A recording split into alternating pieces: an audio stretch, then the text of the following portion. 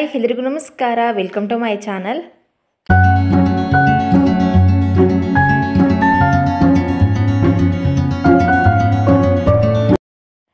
ನೆನ್ನೆ ಒಂದು ವ್ಲಾಗನ್ನು ಶೇರ್ ಮಾಡ್ಕೊಂಡಿದ್ದೆ. ಅಮ್ಮನ ಮನೆಯಲ್ಲಿ ನಾಗರ ಪಂಚಮಿ ಹಬ್ಬ ಹೇಗಿತ್ತು ಅಂತ ಅದರದ್ದೇ ಕಂಟಿನ್ಯೂಷನ್ ಪಾರ್ಟ್ ಆಗಿರುತ್ತೆ.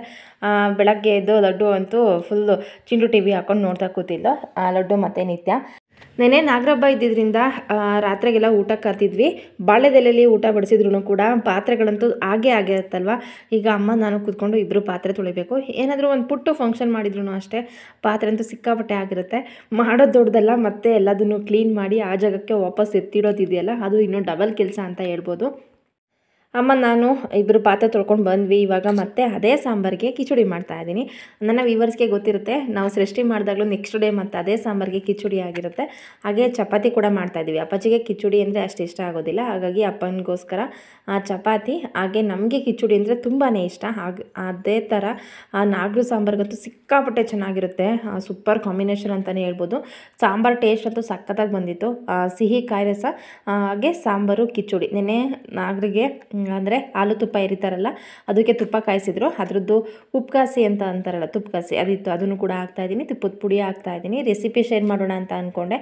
ಅಮ್ಮ ಆಲ್ರೆಡಿ ಬರೋಷ್ಟರಲ್ಲಿ ಮಾಡಿ ಇಟ್ಟಿದ್ರು, ಹಾಗಾಗಿ ರೆಸಿಪಿ ಶೇರ್ ಮಾಡೋದಕ್ಕಾಗಲಿಲ್ಲ. ಕಿಚಡಿ ರೆಡಿ ಆಯಿತು.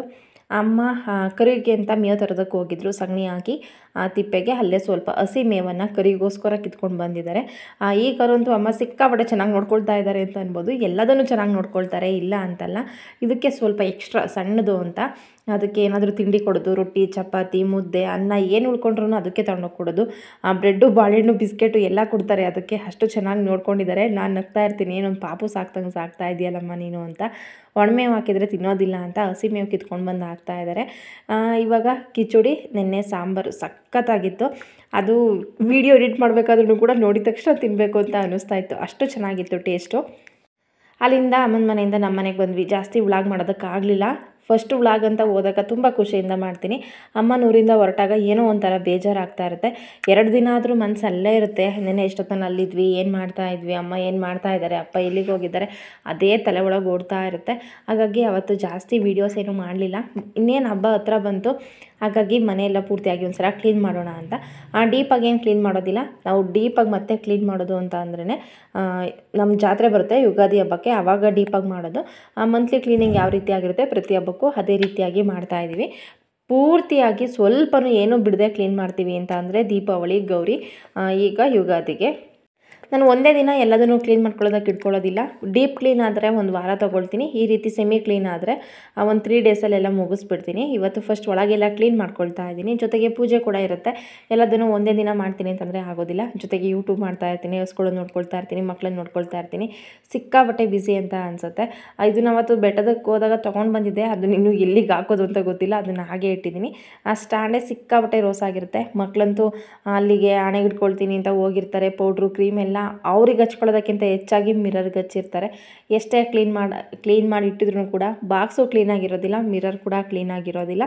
ಏನು ಮಾಡೋ ಆಗಿಲ್ಲ. ಅವ್ರು ಚಿಕ್ಕವರು ದೊಡ್ಡವರಾಗೋವರೆಗೂ ಅದೇ ರೀತಿ ಆಗಿರುತ್ತೆ ಅಂದ್ಕೊಂಡು ಪ್ರತಿದಿನ ಯಾವಾಗ ಎಲ್ಲ ಟೈಮ್ ಸಿಗುತ್ತೆ ಆವಾಗ ಕ್ಲೀನ್ ಮಾಡೋದು. ವಿಂಡೋಸ್ ಎಲ್ಲ ಒರೆಸ್ಕೊಳ್ತಾ ಇದ್ದೀನಿ. ಒಂದು ಸಲ ಎಲ್ಲ ವಿಂಡೋಸ್ನೂ ಒಂದು ದಿನ ತೊಳಿಬೇಕು ಅಂತ ಅಂದ್ಕೊಂಡಿದ್ದೀನಿ. ಬರೀ ಒಳಗೆ ಮಾತ್ರ ಕ್ಲೀನ್ ಮಾಡ್ತಾಯಿದ್ದೀನಿ. ಎಲ್ಲ ವಿಂಡೋಸನ್ನು ಒಂದು ಸಲ ನಾಳೆ ಅಥವಾ ಇವತ್ತು ಸಂಜೆ ಆದರೆ ಇವತ್ತು ಸಂಜೆನೇ ಕ್ಲೀನ್ ಮಾಡ್ತೀನಿ. ಎಲ್ಲದನ್ನು ಒಂದೇ ದಿನ ಮಾಡ್ತಾ ಹೋದರೆ ಕೈ ನೋವು ಬರುತ್ತೆ. ಹಾಗಾಗಿ ಸ್ವಲ್ಪ ಕೆಲಸ ಮಾಡ್ಕೊಳ್ಳೋದು. ಏನೇ ಕೆಲಸ ಮಾಡಿದ್ರು ನನ್ನ ತರಲೆ ಬಂದು ಮಧ್ಯದಲ್ಲಿ ಡಿಸ್ಟರ್ಬ್ ಮಾಡ್ತಾನೆ ಇರ್ತಾಳೆ. ನಾನು ಮಾಡ್ತೀನಿ ಅಂತ ಬರೋದು, ಏನಾದರೂ ಹೇಳೋದು, ನಗಾಡಿಸೋದು, ಅವಳನ್ನ ಇಟ್ಕೊಂಡು ಅವಳ ಜೊತೆ ಮಾತಾಡಿಕೊಂಡು ಕೆಲಸ ಮಾಡೋದು. ಹಬ್ಬದ ಕೆಲಸ ನಡೀತಾ ಇದೆ. ಇನ್ನು 2 ದಿನದಲ್ಲಿ ಹಬ್ಬದ ಪೂರ್ತಿ ಕೆಲಸನ ಮುಗಿಸ್ಬೇಕು. ಜೊತೆಗೆ ಬೀರೆಳ್ಳು, ಎಳ್ಳು ಬೀರು ಅಂತಾರೆ, ಸಂಕ್ರಾಂತಿ ಎಳ್ಳು ಅಂತಾರೆ, ನಮ್ಮ ಕಡೆ ಅದನ್ನು ಬೀರೆಳ್ಳು ಅಂತ ಕರೀತಾರೆ. ಅದಕ್ಕೂ ಕೂಡ ಪ್ರಿಪ್ರೇಷನ್ ಮಾಡ್ಕೊಳ್ಬೇಕು. ಅಂದರೆ ಬೆಲ್ಲ ಹೆಚ್ಚೋದು, ಕೊಬ್ಬರಿ ಹೆಚ್ಚೋದು, ಅದು ಕೂಡ ಕೆಲಸ ಇದೆ. ಅಂದರೆ ನಾನು ಮನೇಲೇ ಇದ್ದಿದ್ರೆ ಎಲ್ಲದನ್ನು ಮಾಡ್ಕೊಳ್ಳೋದಕ್ಕೆ ಸರಿ ಹೋಗೋದು. ಅಮ್ಮನೂರಿಗೆ ಹೋಗಿ ಬಂದು ಆದಮೇಲೆ ಮಾಡ್ಕೊಳ್ಳೋಣ ಅಂತ ಅಂದ್ಕೊಂಡು ಸುಮ್ಮನೆ ಇದ್ದೆ. ಯಾಕೆಂತಂದರೆ ಈ ಮಕ್ಕಳು ಮಧ್ಯದಲ್ಲಿ ಎಷ್ಟೇ 1 ವಾರ ಮುಂಚೆನೇ ಕ್ಲೀನ್ ಮಾಡಿಬಿಟ್ಬಿಟ್ರೆ ಹಬ್ಬದಷ್ಟೊತ್ತಿಗೆ ಮತ್ತೆ ಹಾಗೇ ಆಗಿರುತ್ತೆ. ಹಾಗಾಗಿ ಹಬ್ಬ ಇನ್ನೂ 3-4 ಡೇಸ್ ಇದೆ ಅಂದಾಗ ಶುರು ಮಾಡ್ಕೊಂಡಿದ್ದೀನಿ. ಇನ್ನೂ 4 ದಿನ ಇದೆ ಹಬ್ಬ. ಹಾಗೆ ಒಂದು ರೂಮ್ ಕ್ಲೀನ್ ಆಯಿತು. ಇವಾಗ ಇನ್ನೊಂದು ರೂಮ್ ಕ್ಲೀನ್ ಮಾಡ್ತಾ ಇದ್ದೀನಿ. ಬೆಡ್ಶೀಟ್ನೆಲ್ಲ ತೆಗೆದು ಬೇರೆ ಬೆಡ್ಶೀಟನ್ನು ಹಾಕ್ತೀನಿ. ಪಿಲ್ಲೋ ಕವರ್ ಚೇಂಜ್ ಮಾಡಿ ಎಲ್ಲದನ್ನು ಕೂಡ ವಾಶ್ ಮಾಡೋದಕ್ಕೆ ಹಾಕ್ತೀನಿ. ಕಾಟ್ ಮೇಲೆ ಹಾಕಿರುವಂತಹ ಬೆಡ್ಶೀಟ್ ಆಗಿರ್ಬೋದು, ಮಂಚದ ಮೇಲೆ ಹಾಕಿರೋದಾಗಿರ್ಬೋದು ಎಲ್ಲದನ್ನು ಕೂಡ ವಾಶ್ ಮಾಡೋದಕ್ಕೆ ಹಾಕ್ತೀನಿ. ಕರ್ಟನ್ ಕೂಡ ತೆಗೆದು ವಾಶ್ ಮಾಡೋದಕ್ಕೆ ಹಾಕಬೇಕು. ವಿಂಡೋಸ್ ಎಲ್ಲ ಒಳಗಡೆ ಎಷ್ಟಾಗುತ್ತೆ ಅಷ್ಟನ್ನು ಒರೆಸ್ಕೊಂಡು ಕ್ಲೀನ್ ಮಾಡ್ಕೊಳ್ತೀನಿ. ಎಷ್ಟೇ ಕ್ಲೀನ್ ಮಾಡ್ತಾ ಹೋದ್ರೂ ಅದು ಮಾಡೋಣ ಇದು ಮಾಡೋಣ, ಅಯ್ಯೋ ಡೀಪಾಗಿ ಕ್ಲೀನ್ ಆಗೇ ಇಲ್ವಲ್ಲ ಅಂತ ಅನಿಸುತ್ತೆ. ನಾನು ಅಂದ್ಕೊಳ್ತೀನಿ ಬೇಗ ಮುಗ್ದೋಗುತ್ತೆ ಅಂತಂದರೆ, ಆದರೆ ಯಾವುದೇ ಕಾರಣಕ್ಕೂ ಬೇಗ ಮುಗ್ದೋಗೋದಿಲ್ಲ. ಅದು ಕ್ಲೀನ್ ಆಗಿಲ್ಲ ಇದು ಕ್ಲೀನ್ ಆಗಿಲ್ಲ ಅಂತ ಕ್ಲೀನ್ ಮಾಡ್ತಾನೆ ಇರ್ತೀನಿ. ನನಗೆ ಕ್ಲೀನ್ ಮಾಡೋದಕ್ಕೆ ನಿಂತ್ಕೊಂಡ್ಮೇಲೆ ಎಲ್ಲದೂ ಕೂಡ ಡೀಪಾಗಿನೇ ಕ್ಲೀನ್ ಆಗಬೇಕು. ಎಲ್ಲಿ ಹೇಗೆ ಬೇಕಾಗಾಗೆ ಎಲ್ಲ ಅದೇ ಥರ ಧೂಳಿರೋದಕ್ಕೆ ಬಿಟ್ಟು ಕ್ಲೀನ್ ಮಾಡಿದರೆ ಮನಸ್ಸು ಒಪ್ಪೋದಿಲ್ಲ. ಹಾಗಾಗಿ ಫಸ್ಟ್ ಇವಾಗ ಒಳಗಡೆಯಿಂದ ವಿಂಡೋಸ್ ಎಲ್ಲ ಕ್ಲೀನ್ ಮಾಡ್ಕೊಳ್ತಾ ಇದ್ದೀನಿ. ಮತ್ತು ಬೀರು ಒರೆಸ್ಬೇಕು, ಅದ್ರ ಮಿರರ್ ಇದೆ, ಮಿರರ್ ಒರೆಸ್ಬೇಕು. ನನಗೆ ದೊಡ್ಡ ಟೆನ್ಷನ್ ಅಂತಂದರೆ ಮಿರರ್ ಒರೆಸೋದು, ಜೊತೆಗೆ ಕಿಟಕಿಗಳನ್ನು ಒರೆಸೋದು. ಅದು ಗಾಜಿರೋದ್ರಿಂದ ಸ್ವಲ್ಪ ಹೆಚ್ಚು ಕಮ್ಮಿ ಆದ್ರೂ ಬರೆ ಬರೆ ಥರ ಕಾಣಿಸುತ್ತೆ. ಅಂದರೆ ಲೈನ್ಸ್ ಎಲ್ಲ ಆಗಾಗ್ಗೆ ಕಾಣಿಸ್ತಾ ಇರುತ್ತೆ.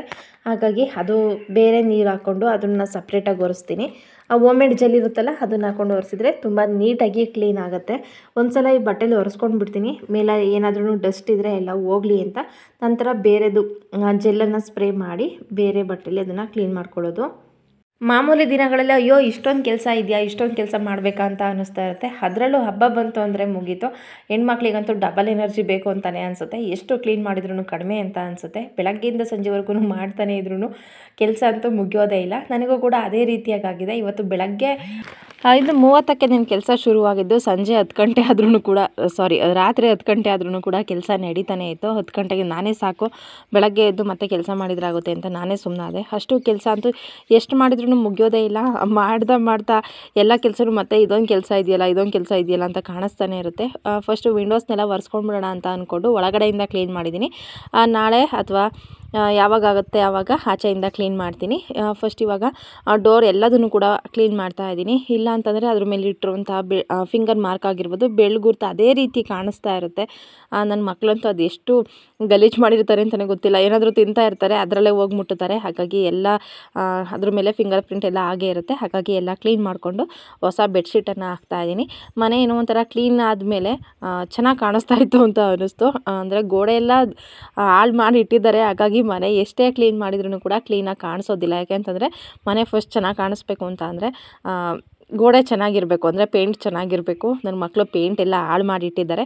ಹಾಗಾಗಿ ನಮ್ಮ ಕೈಲಿ ಎಷ್ಟಾಗುತ್ತೆ ನಾನು ಅಷ್ಟು ಕ್ಲೀನನ್ನು ಮಾಡೋದು. ಏಕೆಂತಂದರೆ ಎಲ್ಲದ್ರ ಮೇಲೂ ಕೂಡ ಅವರ ಲಿಪಿಗಳಿದೆ, ಎಲ್ಲ ಗೋಡೆಗಳ ಮೇಲೂ ಕೂಡ ಇದೆ. ಯಾವುದೂ ಇಲ್ಲ ಅನ್ನೋ ಥರನೇ ಇಲ್ಲ. ಎಲ್ಲ ಗೋಡೆಗಳ ಮೇಲೂ ಕೂಡ ಅವರ ಲಿಪಿಗಳನ್ನು ಬರೆದು ಇಟ್ಟಿದ್ದಾರೆ. ನೋಡಿದಾಗೆಲ್ಲ ನೆನಪಾಗ್ತಾ ಇರುತ್ತೆ, ಇಲ್ಲಿ ಬರೆದಿದ್ದಾರೆ ಅಂತ. ಅದಂತೂ ಪೆನ್ನಲ್ಲಿ ಬರೆದಿರೋದು, ಎಷ್ಟೇ ಟ್ರೈ ಮಾಡಿದ್ರೂ ಹೋಗೋದಿಲ್ಲ. ಒಬ್ಬರು ವಿವರ್ ಕೂಡ ಹೇಳಿದರು, ಬಾಳೆಹಣ್ಣಿನ ಸಿಪ್ಪಲ್ಲಿ ಒಂದ್ಸಲ ರಬ್ ಮಾಡಿ ಹೋಗುತ್ತೆ ಅಂತ. ನಾನು ಅದನ್ನು ಕೂಡ ಮಾಡಿ ನೋಡಿದೆ. ಕ್ರಯಾನ್ಸು ಅಥವಾ ಸ್ಕೆಚ್ ಪೆನ್ ಆ ರೀತಿ ಬರೆದಿದ್ದರೆ ಹೋಗೋದೇನೋ, ಅದು ಪೆನ್ನಲ್ಲಿ ಬರೆದು ಬಿಟ್ಟಿದ್ದಾರೆ. ಹಾಗಾಗಿ ಹೋಗ್ತಾ ಇಲ್ಲ. ಆ ಶೋಕೇಸ್ ಎಲ್ಲ ಒಂದ್ಸಲ ಇವಾಗ ಕ್ಲೀನ್ ಮಾಡ್ಕೊಳ್ತಾ ಇದ್ದೀನಿ. ಮೊನ್ನೆ ತಾನೇ ಎಲ್ಲ ದೇವ್ರ ಮನೆ ಎಲ್ಲ ಕೆಳಗಡೆ ಕ್ಲೀನ್ ಮಾಡಿದ್ದೆ. ಹಾಗಾಗಿ ಮತ್ತೆ ಅದನ್ನು ಮುಟ್ತಾ ಇಲ್ಲ. ಯಾಕೆಂತಂದರೆ ಸ್ನಾನ ಮಾಡಿದಾಗ ಮಾತ್ರ ದೇವ್ರ ಮನೆ ಒಳಗೆ ಅದು ಕ್ಲೀನ್ ಮಾಡೋದು. ಇವಾಗ ಮೇಲ್ಗಡೆ ಮಾತ್ರ ಕ್ಲೀನ್ ಮಾಡ್ತಾ ಇದ್ದೀನಿ. ಬೆಳಗ್ಗೆ ಪೂಜೆ ಎಲ್ಲ ಆಗಿತ್ತು, ಇವಾಗ ಕ್ಲೀನ್ ಮಾಡ್ತಾ ಇರೋದು.